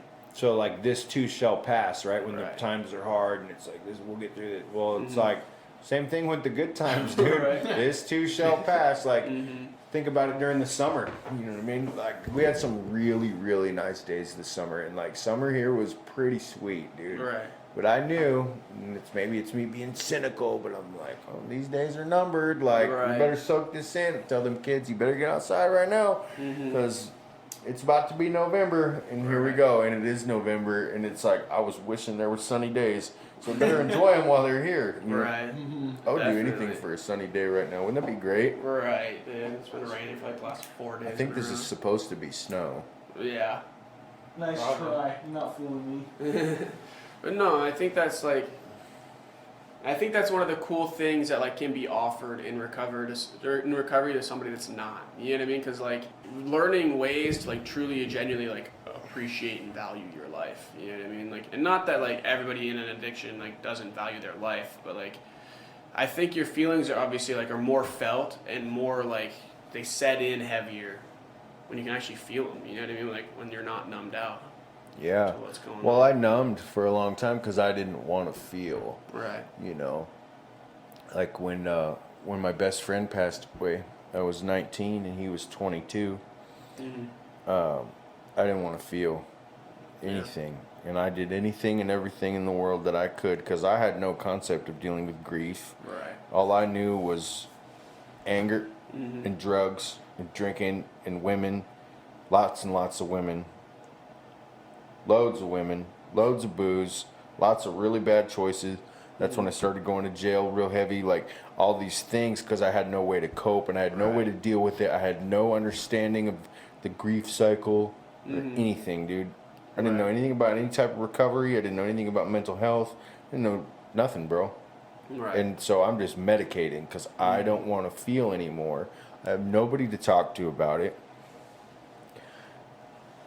Well, I could have talked to somebody about it, but I just felt like I was just too far gone. Right. You know, like they're not gonna want to talk to me. Like I'm too drunk. Mm-hmm. You know, I've been up for 5 days. Right. You know, I'm not making any sense. These people don't want to hear from me. Mm-hmm. You know, and so all this time goes by, and then I'm riddled with all this grief, and then I like really there's three deaths in my life that have hit me real hard, but that was probably like one of the top two. And I never really dealt with it properly until later, and so like I'm just self-medicating Right. for forever, Right. and until I decide to look at it and start dealing with it properly, Mm-hmm. you know. And then when my grandpa died, the only thing I knew to do was to drink about it. Right. Yeah. You know, I kind of quit doing drugs for the most part. I kind of could take them or leave them at that point, but like I just was completely like I was dependent chemically on the alcohol, and I could just do nothing but drink about it, you know. And I know that would be the last thing that he would ever want me to do about it. Right. But that's what I did because I didn't want to feel. Mm-hmm. You know, there's this hole inside of me, right? Mm-hmm. And I fill it with anything. Liquor, weed, women, money, work, this, that, likes on Facebook, Instagram posts, like whatever makes me feel good, like I just put it in this hole, right? Well, like it's like a God-shaped hole. That's what I think. I'm filling a God-sized hole with liquor and dope and women and money and all this stuff, and like really what goes in there, and the only thing that can fill that hole is God, right? And that feeling, that searching for more. I'm not addicted to what, bro. I don't care what it is. Right. I'm addicted to when, and the when is right now. Right. I'm addicted to immediacy. I want it right now. And I want to take the pill that makes me feel good today. Right. Right? So like some of these people, and I've been there, it's not like I'm different or exempt. They get on like mood stabilizers or like antidepressants or whatever. And you got to be on that stuff for like a while. Right. For it to even start to work is what they say. You know, you got to take it for like 3 weeks. You won't even notice anything, Right. you know, until like 3 weeks, and then like life will be a little better. And it works, right? Well, like me, I don't want to wait 3 weeks. I want the, I Right. want the Xanax that works right now, Right. you know, and that immediacy, that need for it is what, I mean, ultimately could have killed me and kills countless others. Right. Because they want to numb out right now. You know, sometimes I wish I could shut it off. Right. You know, and I think that that's where the meditation comes in, right? So like they talk about it in 12-step community, we sought through prayer and meditation to improve our conscious contact with God as we understood him, praying only for knowledge of his will for us and the power to carry that out. That's heavy shit, bro. Right. That's step 11, right? We sought through prayer and meditation. Prayer is talking, but meditation is listening, right? So we shut up because we've been praying since step 3, right? We ask God, we ask God for this, and we tell God that, and we ask God for help and all this. So like we stop asking, and then we stop talking, and then we start listening, right? We're listening for God's will in our life, right? And I think that that's huge, and I don't think people talk about that enough, you know. How do you know, anybody in a 12-step meeting will tell you how they stayed sober, how they drink, how they do this, how they help people, how they this. Once you ask them, how do you meditate? Right. And a lot of these dudes will say, what? You know?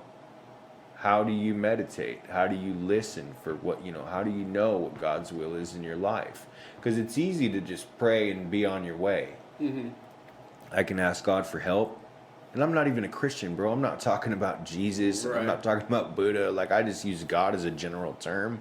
I'm talking like a higher energy or an ultimate power or a higher power or creative intelligence or whatever put the moon and all this into orbit, right? Like, that wasn't me. There was a power behind all that, and it's bigger than me, and that's what I And I think turned it even over just to. like existing in this world, you know what I mean? It's like look around you. You know what I mean? Like you are one person in one town in the most isolated state in one of 300 and some countries. You are one of 7 billion.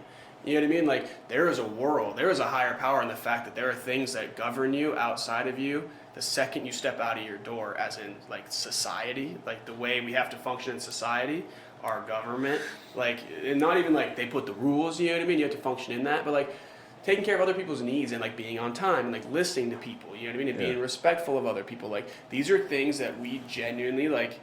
They're bigger than me. Absolutely, yeah. They're like bigger than you. outside and of us. I can't stop any of that, right? Right. So there's something out there, right? So when I try to tap into that energy, however I choose to do that, people do a lot of weird shit, man. Well, I mean, it might not be weird to them, but like, you know, healing and crystals and all this with feathers and like cards, and I mean, there's a lot of ways that people tap into this energy, and I think that it works. Whatever works Dude, for I had you, a yeah. tarot card reading. Okay, like, so I don't even. No, I'm serious. No. And I'm like, Just the way you said I'm it. super skeptical, right? And I've done a lot of research, and I've read the Bible front to back, and I've read a lot of really good books, and you know, so like I'm kind of skeptical though when it comes to like magic, for lack of a better term. Like I believe in science and magnetism and electricity and all that. So like magic is like, we can define it some other way. So I get this tarot card reading, right?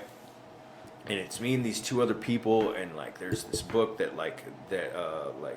defines the cards, where it translates the cards and kind of what's the meaning behind all of it. And we got these candles going, and I'm like, and this is like, I'm like a year and a half, almost 2 years clean, and I'm like laying on the floor in the dark, and there's these candles, and they're doing this reading, and like then we're sitting cross-legged, and like we're getting weird, dude. and like I'm all dialed into these cards. Well, like for just 1 minute, dude, it talks about like we choose to believe, or we come to believe is step 3. It's a process. We come to believe.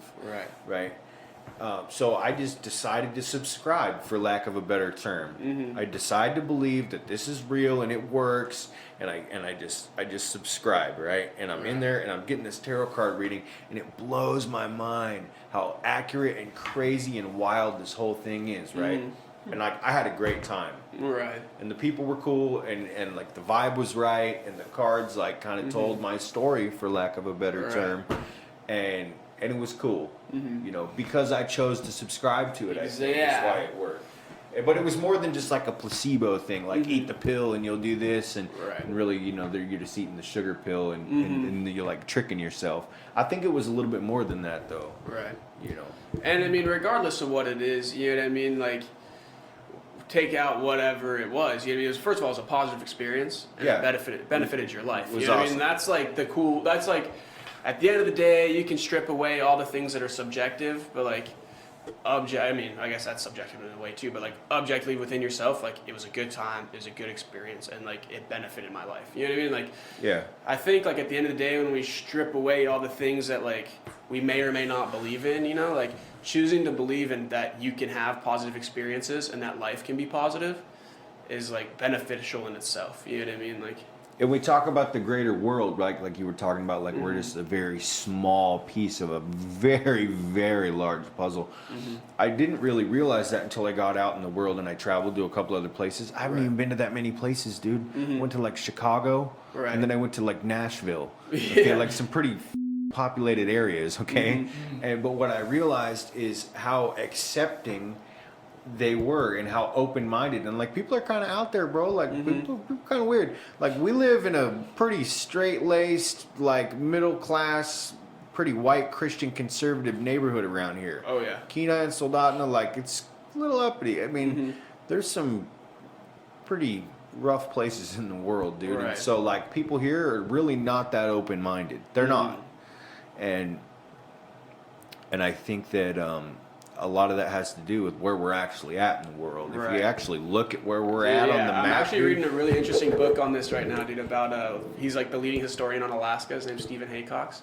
So we're actually talking about like how this like anti-statism and like distrust of the federal government and like how isolation has played a part in like in the attitude that Alaskans take on as a frontier like community. Oh yeah. And so, dude, it's like you saying that's super interesting to hear if somebody like who's from, obviously I'm from Montana, and so like I come up here and I read the book and I'm like, because obviously, dude, I moved here and I was like, you know, people are like not weird by any means, because Montana's very conservative as well, very white Christian conservative place. You for could the drive most part. somewhere else though. You Right, could get in your exactly, car. yeah. You could go drive somewhere. You could You drive 9 hours, dude. You're in Denver, like the Right. most liberal place in the world. Dude, dude, if and I it's like drive if I drive for 9 hours, I can get to Fairbanks. Okay, like I don't even leave the state. Okay, Right.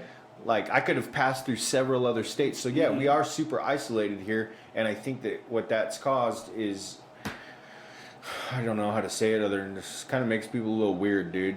You know, we're pretty much, I mean, we live on a peninsula. Right. Okay, we're one side short of being an island. Okay, like we're pretty much on an island. Right, and if you don't seek like outside, like opinion, for lack of a better term, you know what I mean, or just like other ideas, Yeah. like you don't get much outside of Your you little know, small town. Exactly. Dude, There's a yeah. whole culture out there, and people get weird. Like you see people around town, they come here to visit tourists, or they come here to work, and they dress differently, or whatever is, you know, that's the culture of where they're from, and they bring it with them wherever they go, like I do too. Right. Okay.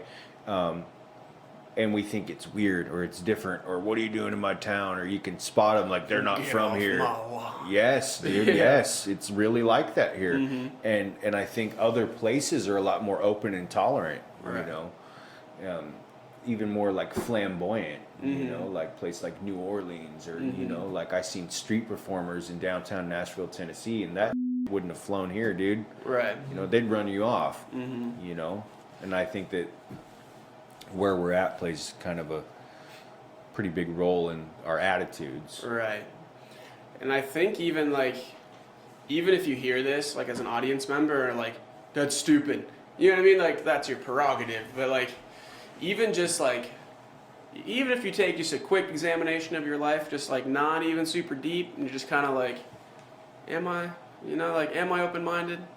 Like, and even if you like think through it and decide that you are, great. You know what I mean? But like, I think there's a level of self-reflection, like it just for anybody's life, dude. Even like, obviously Buddha still meditated. You know what I mean? Like, it's always good to have like a little bit of self-reflection and like trying to kind of think outside of yourself, like we were talking How about. open-minded am I really? Right. And I've been wondering this too, dude. And when I think about that, the word tolerance comes into play. Like, what am I willing to tolerate? What am I willing to be around? What kind of people do I aspire to be like? Like, what am I willing to, you know? And how has that changed? Okay, in, so like I couple years of I recovery? really don't think I'm as open-minded as I claim to be. Right. And that's pretty candid. I mean, for me to say that, it's kind of like, oh man, but I really don't think I'm as open-minded as I think. And I think that even now, like, I do judge people. And I think that maybe I've done it more so now than I did before, because I didn't even have an awareness before. Now I have a sense of awareness about me, and I've actually used that. And I try not to judge, but anybody who says like, "Oh, I don't judge anybody," like they're full of shit, bro. Yeah. Everybody judges Yeah. somebody, okay? Well, it's almost like evolutionary. You know what I mean? Like, you have to like walk in and judge situations and like kind of find where you fit, and like. If I had no people do judgment, that. I'd be dead. Right. Okay? Yeah. Like I couldn't judge anything, and then like something would happen to me. Like Right. that's just all there is to it. So like I have to have some judgment about me. But I think not holding people to that, right? Like maybe you're not your mistakes, or maybe you know, or that's where forgiveness comes into play, right? Right. Like I'll let this slide, but as things have happened to me, like I've grown to be pretty callous. So like I have kind of a new outlook on things these days, and I am more cynical, and I am a little bit more rigid with what I allow to be around me. And I could chalk it up to, and I could say to, it's like it's about keeping me safe, or it's about my well-being, or it's just I don't want to be around that. Right. It's not even about my safety, okay? Like I just don't prefer that. Right. You know, and I don't want to be like that, or I don't want to be around those types of people. You know, some types of people, like I don't even want to be around people who think a certain way sometimes. And it's not about, oh, it's going to rub off on me. It's like, I just don't like it. Right. You know, and those are the hard facts about me that I'm coming to grips with. And it's not real fun to advertise, and it's not something I'm really proud of. Right. I mean, that's But it's true. Yeah. Those are the facts about me, you know, and sometimes they are hard to swallow, and even to admit out loud. It's like, oh my God, did you just claim to be judgmental? Well, like, yeah, kind of. Yeah. You know, like, I would be lying if I said I wasn't, you know. What's part of it is part of tolerance is putting up with something that you don't like. Because if you like it, it's not tolerance. Right. Yeah. So the idea is that you simultaneously don't like something, but then you're okay with it happening. But I mean, some of it's social norms too. There's a balance, right? I mean, I don't want to judge people, but if someone is in a restaurant and they're just screaming, Right. I'm going to judge them because social norms. I don't like that. Well, here's the deal. I'm not gonna tolerate that. Exactly. Like, That too. I'm gonna leave. Right. I will straight leave. And if I've they learned feel that. judged, that's too bad because But here's where the maturity or the growth comes in. Like, I don't have to tell that lady, "Hey, dude, your kid's this and that, and that's why I'm leaving." Yeah. I don't do that. I just quietly, just leave. Dude, that happened to me the other day, dude. I was at a coffee shop, and so like I go to there to work usually, you know what I mean, or do homework, and so like I like the big table. And they have booths, right? And there's only like 3 booths though, and then a lot of like 1-seater tables. But the 1-seater tables, dude, their table isn't big enough for my laptop, my notebook, my book. You know what I mean? All the things I need to like do the work I'm doing, right? So I sit at the booth, and this place, when I walked in, only guy in there, right? But then, dude, like not even half an hour later, the place is packed, like just jammed. And this group, like this elder group, like walks by me, and I'm thinking like, oh, like they're gonna ask me to give up my seat, which like isn't a big deal, right? Like they have 4 people, like I'm a okay human being, like I'll move for these people if they ask. Right. But they don't ask. They walk to the back, they walk forward, and then they're walking down the stairs to leave. And this lady looks back at me like that. She whips her head around and she says, 1 person for 4 seats, they should make him move, and then leaves. And I'm all thinking is like, and I judged her, I'm not gonna lie. But here's where I'm being honest. I was like, I wanted to say some things, dude. I wanted to call her some names, but I didn't because I'm like working on that, you know? Right. Like on my verbiage and like what I call people and how I approach people. But I'm thinking like, dude, like all she had to do was like, hey, would you, like we have 4 people, would you mind like moving to this table right here? And I would have said, oh, Absolutely. that sounds lovely, ma'am. I'd enjoy to do that for you. You know what I mean? And I think like being willing to like ask instead of just like make like a snide comment to the back of my head and was like, I don't know, dude. I feel that though is like, it's okay to ask for things. It's okay to ask for help. It's okay to like make yourself heard, you know. And if someone says no, you know what I mean? Like at least you can be okay with like, well, I was polite about it or I was this about it. You know what I mean? So like I was in this position, and this way that the world works is just it's so weird. And I'm gonna speak freely, and I really hope he listens to this. A year ago, I worked with this kid, and he had just turned 21. Shout out to you, Jaden. I really hope you're listening. And he really irritated me. And he was me at 21. That's probably why I was so upset. And I was just like, and like we're on this job together, and like I couldn't handle this dude. I wanted to throttle him every time I looked at him, you know? And then time goes by and I work with him more, and then we get put in the same, you know, the sleeping situation. They move the crew to the hotel, and I got to live with this dude and work with him. And then I'm like, oh my God. And then like, I just want to kill this dude. And then like, but there's these weird little conversations we'd had, and I really enjoyed him. And then we become friends on Facebook, and now he actually works for the company that I work for. We both switched, and I've worked around him and have seen him at camp, and like I love talking to this dude. He's like one of my favorite people in the whole world now, and like I absolutely dig this dude, and I think he's awesome. And before I didn't really like him that much because I wasn't being tolerant, or I wasn't spiritually fit, or I was annoyed or whatever. And then I found a common ground, and now I find that I can get along with people that I wouldn't even expect. Right. You know. And is that something you would have given a chance 5-10 years ago? Never. Yeah. Never in my life.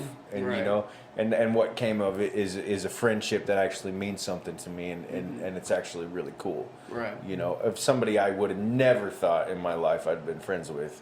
And now we're like super tight. Right. And even finding that common ground, like you talked about. I mean, even if people are doing things that you consider are weird or whatever, they're still people. Like odds are there's We're all something human. that you probably have in common with them that you wouldn't even expect. Yeah.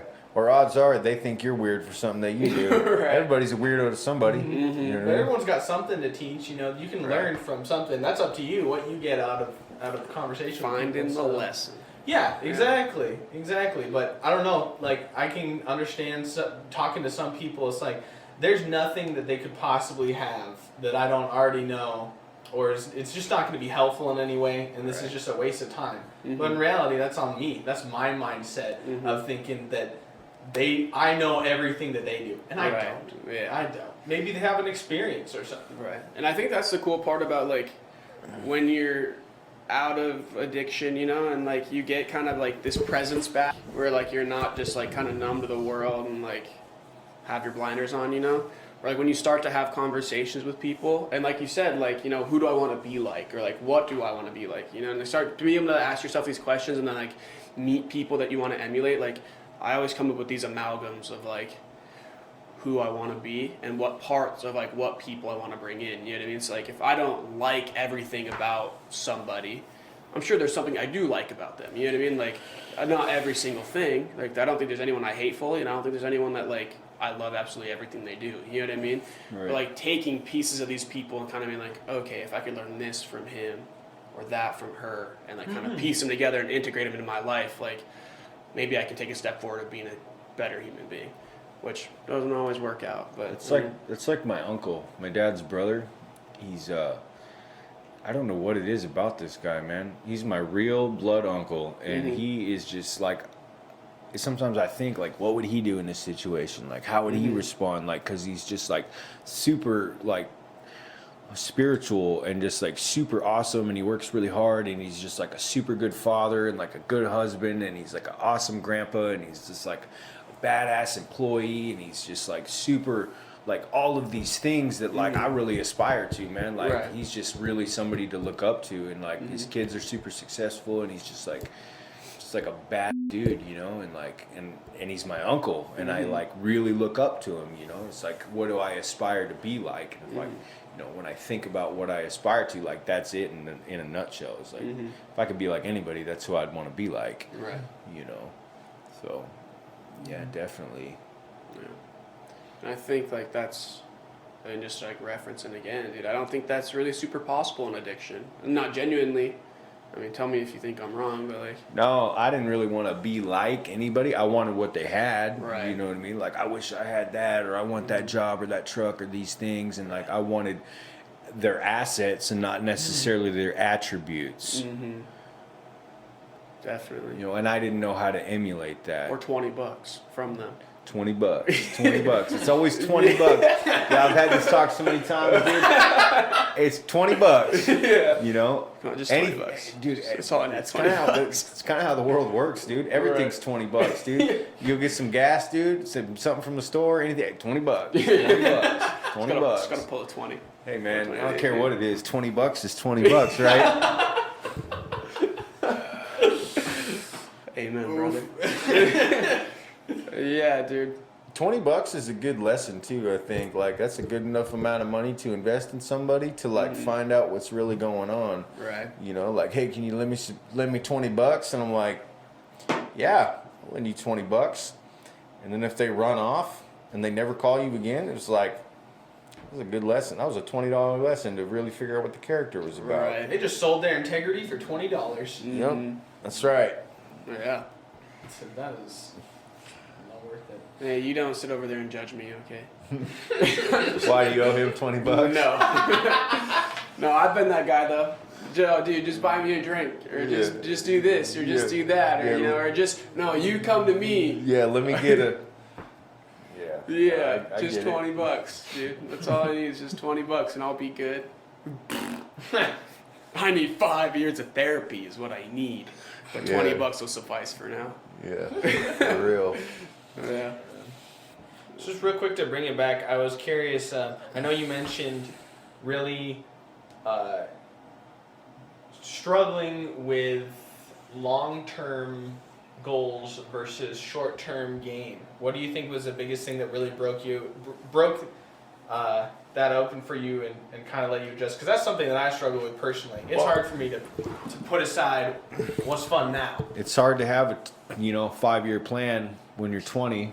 You know what I mean? When you don't really think. I never really thought I'd see 21. You know what I mean? Like I was never really thinking about the future. Right. And yeah. and I mean, to be totally candid, like for a long time, like I had this plan to take my own life at a certain age, right? And that ended up not happening because I got clean. And I was like, well, I'm probably not going to do that now. So it's like, I'm older than I ever really expected to be. So it's like, what do I do now? Yeah. Okay, well, any self-respecting person, they're going to have a goal, a plan, like a something, like I need to map out something for my life, and none of that really clicked, right? Like I got clean, I think I was like 27, and now I'm 30, okay? Like I never really thought about being in my 30s before. That really wasn't on the itinerary. So now that we're here, like we better make a plan, right? Like, and so what am I going to do for the rest of my life? And what do I want? What do I aspire to? How am I going to make this happen? And I think that nobody's gonna do it for me. They're just not. Like I'm not a kid anymore.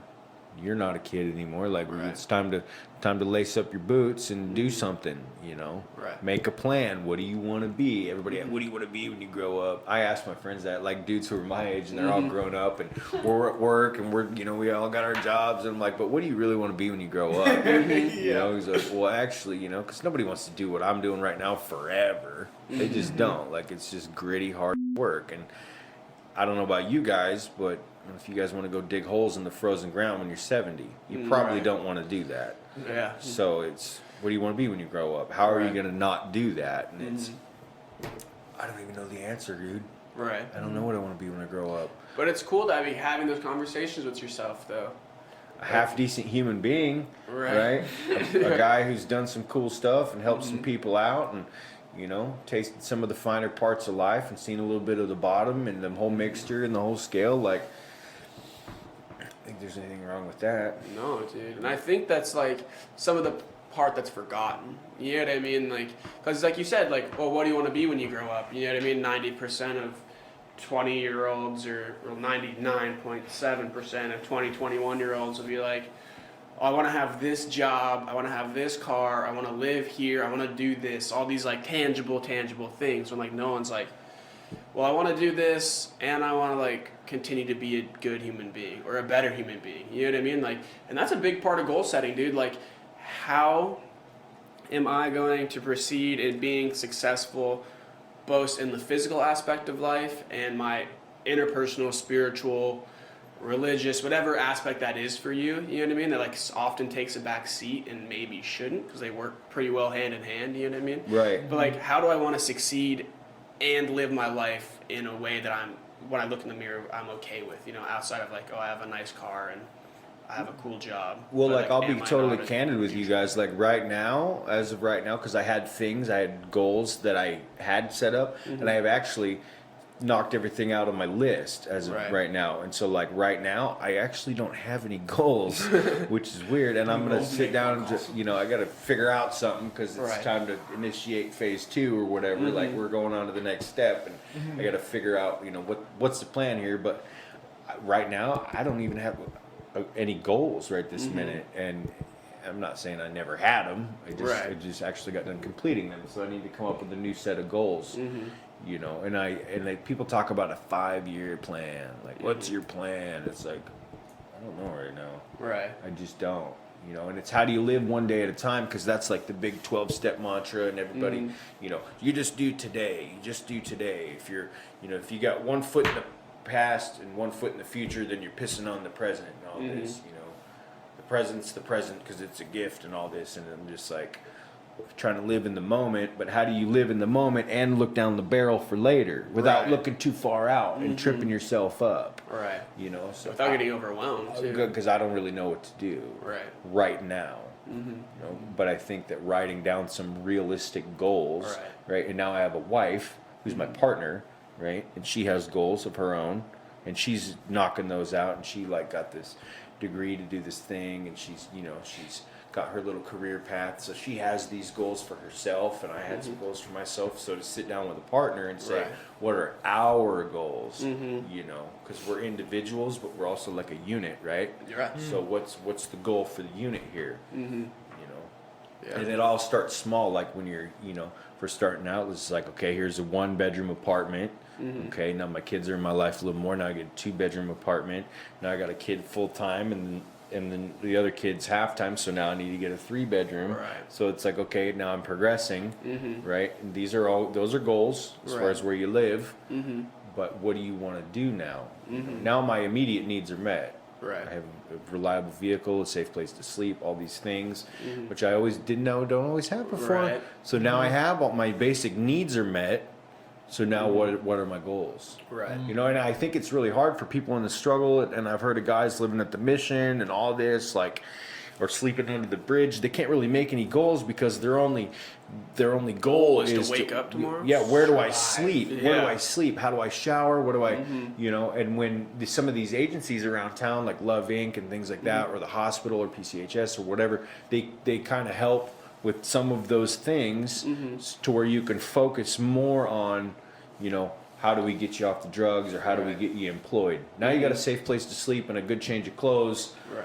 Now let's go to work. You know what I mean? Or whatever. Because when you're worried about, I don't have a toothbrush, it's Right. kind of hard to think about anything else. What's my 5-year plan? Yeah. That way, maybe I won't make it there. Right. And I Yeah. think, dude, like when we bring in the mental health aspect of things too, dude, like for people that face mental health struggles along with struggles in addiction, like you said, like you didn't think at 20 you'd make to see 21, so what's the point of making a 5-year plan when you honestly don't plan on being there for 5 years anyway? You know what I mean? Right. Like, and so I think like being in recovery and even just taking the steps towards like, even if it is just like simply mental illness and you don't struggle with or an addiction challenge, I guess, like seeking, and I know it's difficult here, right? Part of being isolated too is we don't have all the services that we need, but like doing as much as you can to seek like even just someone to talk to, like a professional, you know what I mean? Or like maybe that's one of these short-term goals that people start with, you know what I mean? It's like I'm gonna find somebody to talk to. Well, I And think knock that that mental out. health, right, and it's been brought to the light more recently than it has in the past, but mental health and chemical dependency, right, go hand in hand. Absolutely. Depression, whatever you want to chalk it up to, any type of anxiety or whatever whatever it is, whatever the other illness is, mental illness and addiction go hand in hand. Right. It's like a multifaceted deal, Absolutely. right? And full transparency, like, yeah, I'm an extreme alcoholic and a drug addict, right? But I'm also bipolar, Yeah. right? Absolutely. And so it's like, okay, now we treat the alcoholism and we get off the dope and we start living a little different, but like things are still not firing right and I'm still feeling some type of a way or my mood swings or whatever. So like, you know, like mood stabilizers or counseling if you Right. don't need medication. Or therapy or you know, whatever. I think that tackling all of those things is very important, and it can be very challenging, to be overwhelming. That's why like peer support programs are really awesome, and having somebody to talk to or a counselor to go see, and you know, you get like a treatment plan. I think that that's great. You know, and a few years ago, like I never really talked like this. I didn't really think about this. I wasn't, you know, none of this was on my radar. Now I understand that there is help available. Right. Some of the help in town, I'll be honest, it's not the greatest, and they're really packed. And we Right. talked about before he left, him and I were talking before we started this podcast. Actually, we were talking about how one of the main doctors in town. As far as the medicine goes, like he gets shut down for malpractice and he's Right. pushing pills and all this. Well, that leaves a gap. What do we do with all these other clients? These people who they were going there for help. It's like now we got an influx of people that need more help on top of the help that we already needed Right. at And the we're beginning. already jam-packed. We're already Yeah. jam-packed, so what do we do, right? And some of the healthcare and some of the counseling services, it's subpar.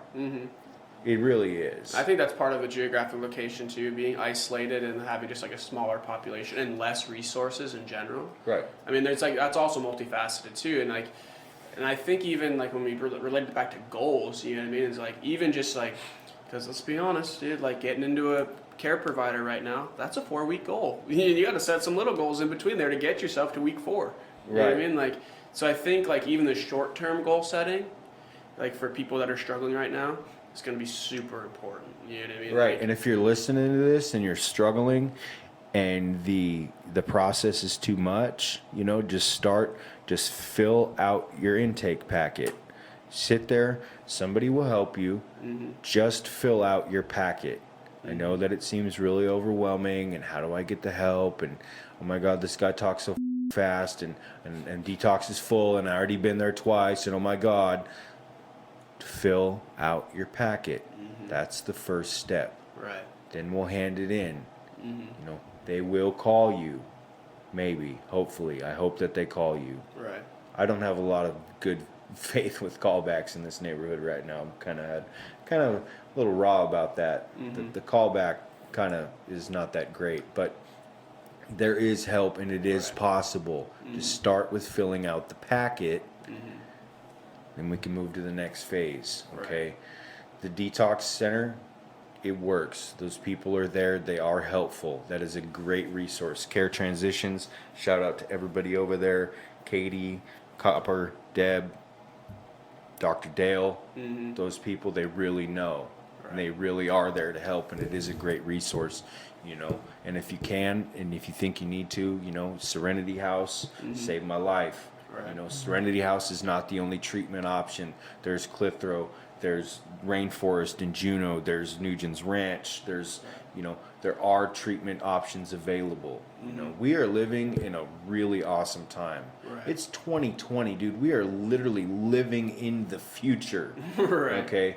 And this stuff is in the spotlight. They're talking about the opioid epidemic. Like, this is a national problem. Like, people are very aware of this, and there's a lot of help available. Right. 30, 40, 50 years ago, there was not this much help. Absolutely. There weren't this many books. There weren't as many people out in the open about it. Like, we're living in the age of information and the age of healing, and it's happening right now. Right. And it's up to us to make recovery the epidemic. Absolutely. And you can be a part of that epidemic. The Serenity Intake Office, you know, or we know, is 245 North Binkley, Suite 2. We also have a lot of community resources also available on our page. We've talked to people from Cicada as well. You can find their information on our page if that's something more you're looking for. If you're struggling with other challenges, you know, domestic violence, we have a 5-part series with the Leash Shore Center, or any kind of power-based violence. Reach out to them, you know, because this is a fully faceted community issue. This isn't just simply an addict's issue anymore. You know, like, this is a people caring for people opportunity to really make some big advancements in our community. And addiction is a family disease. It absolutely is. It affects the whole family. You know, from mothers, fathers, all the way down to these little kids. Right. You know, OCS. There are agencies that are willing to help. You know, and for anybody, like you said, struggling, you know, get to just go there. Right. Go to the intake office. Go to the Leash Shore Center. The Victim's Right Advocate is there in the courthouse. That's like a little outlet of Leash Shore. You know, Love Inc. There's definitely a lot of help available, and it's worth talking to them. You know, and I have no shame in saying it. Like, I've been there. I got help from Love Inc. when I was really, really struggling. They helped get me into my apartment and this and that, and I was able to, you know, get the help that I needed. And it was so hard, like, because I'm, you know, so blue collar and so this, and I worked so hard, and I just couldn't make the ends meet. And I just, you know, if I could just work harder, then I could this or that, like, and to, like, really strip all that down and to shed the pride and say, you know, I need some help. Right. I've never really been in this position before, and I don't really know what kind of help I need. You know, this is what I bring to the table. These are what my issues are. This is what happened. And the girl down there, Allison, she was able to, like, kind of help me navigate the whole thing, and I was able to, you know, get into where I needed to go. Right. So it's totally possible. You know, there is a lot of help available in this community. Right. Absolutely. Yeah. Well, man, 1 year later, one more year of progress, and the same inspiring message. Absolutely. You're a man of the people, Zach. Thanks guys. for coming on. This is you and I for the Kenai.